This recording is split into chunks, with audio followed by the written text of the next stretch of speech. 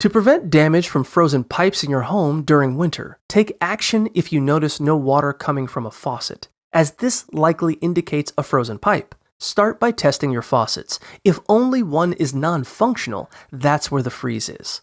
Leave working faucets open slightly to allow a trickle of water that can help prevent further freezing.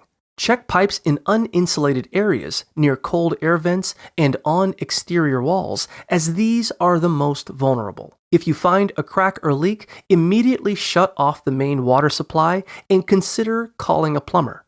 To thaw the pipe, you can use a hairdryer or heat gun, remembering to keep it moving to avoid rupturing the pipe.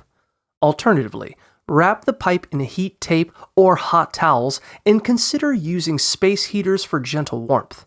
If the freeze isn't urgent, simply turning off the water and waiting for warmer temperatures can also resolve the issue. Always monitor for leaks and ensure your home's plumbing is well insulated to prevent future freezes.